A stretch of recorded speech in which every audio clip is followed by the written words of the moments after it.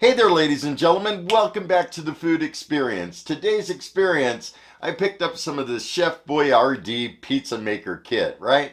I also got some Hormel pepperoni, and I'm going to put this thing to the test, and I'm going to go ahead and bake it in the Kalorik Maxx air fryer oven, grill edition.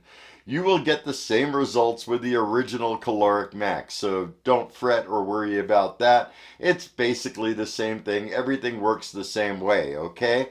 So, without further ado, we need to get started. I'm also going to be using some super hot, spicy white cheddar cheese instead of mozzarella. Thought I would change it up a little bit. So, all right, let's go ahead and get down to it. Here's a look at the front of the box it comes in. Chef Boyardee Pizza Maker Traditional Crust Mix and Pizza Sauce. Easy family fun, yeah. Add your own mozzarella cheese and toppings, and I'm going to be using white cheddar super spicy hot cheese. Also to note, this makes two 12-inch pizzas. I'm only going to be making one. On the side of the box, it mentions cheesy stuffed pizza bread snacks. Maybe I'll do that with the remaining crust that I'm not going to make. Other side of the box, you have your nutrition facts along with ingredients. On the back of the box are all the instructions, and it definitely says to preheat to 425 degrees. Make sure to preheat your max, folks. So first we're going to go ahead and prepare the dough. While it's resting, then I'm going to go ahead and start the preheat. Inside of the box, you're going to get a can of pizza maker sauce in addition to 2 bags of dough mix. I'm going to go ahead and dump in one of the pouches of the dough mix. Next, they tell you to add 2/3 of a cup of water. Now, I'm going to go ahead and add about half the water and start there. Go ahead and stir it up. They say to use a fork, so that's what I'm using. And now I'm going to go ahead and add more water, probably the rest of it. I've seen people do this. I looked it up on YouTube, and I'm like, some of their dough looks like really wet. And I'm like, that's not how pizza dough is supposed to look, but okay. But maybe in my case it'll turn out okay. And it's definitely starting to come together, as you can see. My experience in making pizza dough, usually you want to knead it a little bit.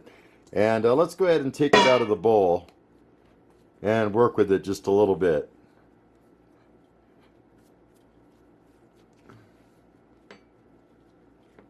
Yeah, it is a little bit sticky, I will say. You could see.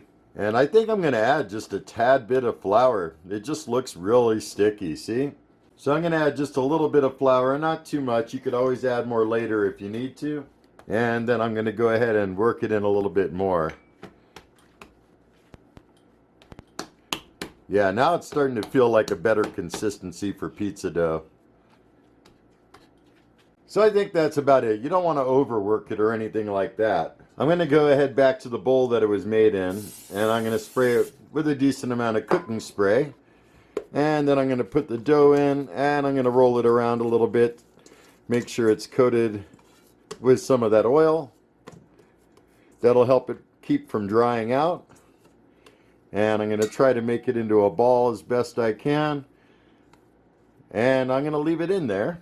And I'm going to go ahead and just spray a tad bit of cooking spray on top. Going to put some plastic wrap over the bowl.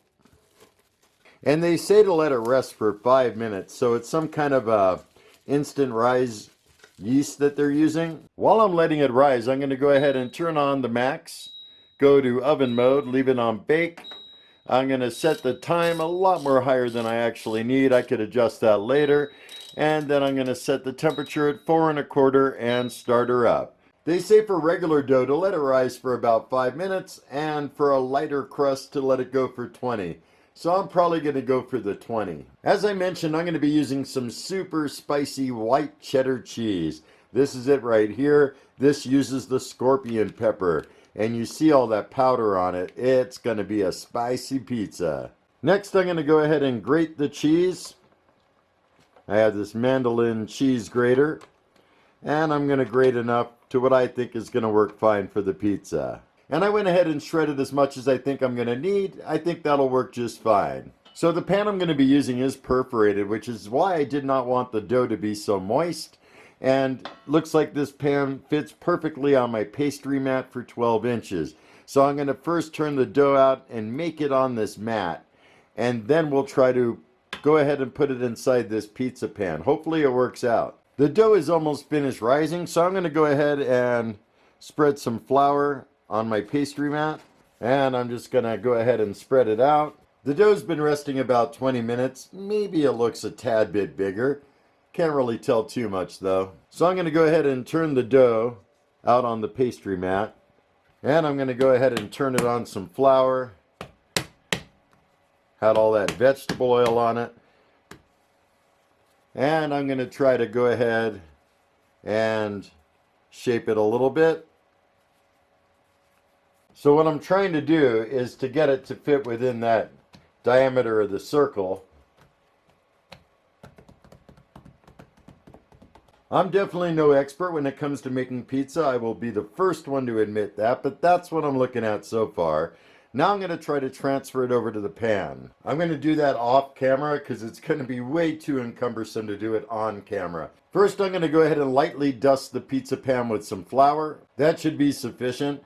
It seems like they want you to use a lot of oil, you know, and I'm not really a big fan of that. After transferring it to the pizza pan, I noticed it thinned down in a couple areas. I had a couple holes. I patched a couple of them up, but I also removed this much dough because I really don't like a bready pizza. So I'm hoping this comes out nice and thin. I think I will go ahead and patch that one spot. I just don't want the sauce leaking through, you know? So I'm going to go ahead and try it like that. Now I'm going to go ahead and add the pizza sauce. They say to use half the can. I'm not so sure all that's needed. And then I'm going to go ahead and spread it out. I do like a fairly saucy pizza. Some people like their pizza dry, not me. And I'm thinking that should be fine. Now let's go ahead and add some of that awesome Brandon Joy scorpion cheese. And that's all the cheese I shredded. I think that should be fine. And I'm going to use some Hormel pepperoni.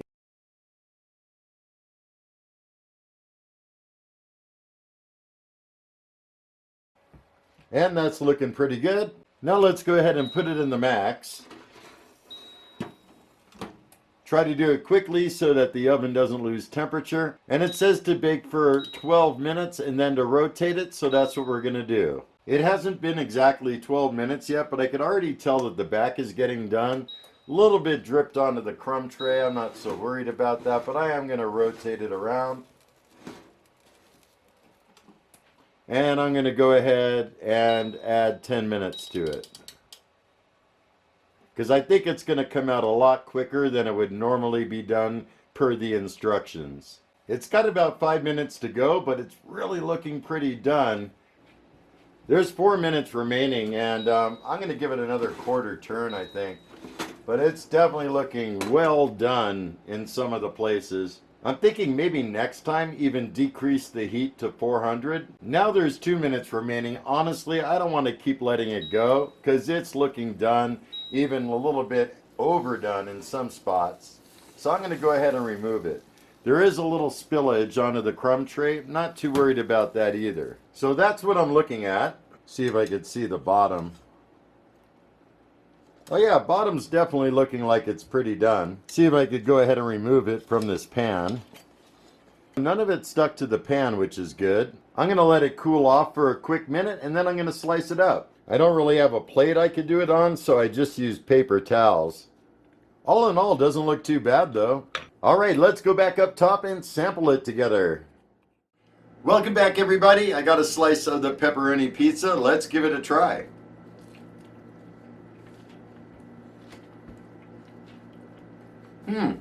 Not bad. It's definitely hot, both in spice and in temperature. Wow.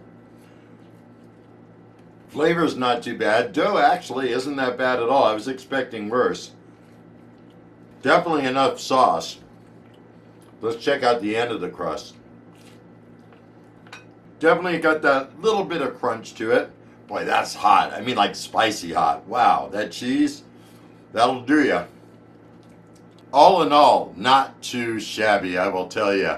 My mouth is on fire from that cheese. You have no idea. I definitely would do this again. Now, a lot of people grew up, they said this is part of their childhood. I never had this in part of my childhood. Maybe my parents weren't so adventurous. I don't know, but this is my first time ever having it. Some people say they've changed the sauce. They used to include cheese. I think it was Parmesan cheese. You know, and I wish they would have included that still, because I think some Parmesan would definitely be great as a topping. I wouldn't necessarily use it on the pizza while it's cooking, but as a topper, I think they should have included that. Overall, it's really not too bad. I definitely will doctor up the sauce next time to give it a little more pizzazz and personality. Same with the dough. Maybe I'll add a little bit of garlic granules to it. Not sure yet. Maybe I'll come back and do it again in the future. But for right now, I definitely give it a thumbs up. It's an average pizza. Not too bad at all. Definitely enjoyable and fun for the whole family. So, I hope you guys enjoyed this food experience of Chef Boyardee Pizza Maker Kit and the Kalorik Maxx Air Fryer Oven. Don't worry if you don't have the grill edition. It's going to come out exactly the same. The only thing different is basically the grill and a couple other temperature and time limitations that were increased. But other than that, it's going to operate exactly the same way. So, if you have any comments, questions, or concerns, or you have tried this type of pizza before, leave your comments down below. I thoroughly enjoy hearing from you guys. And with that said, if you're not part of my channel already, go ahead and hit that subscribe button. I got all kinds of good stuff coming up. And I'm going to wish you all a very stellar day. Be excellent. And most of all, remember me. I'm KJ Andio, your food experience host with the most. Y'all take care, and I'll see you next time.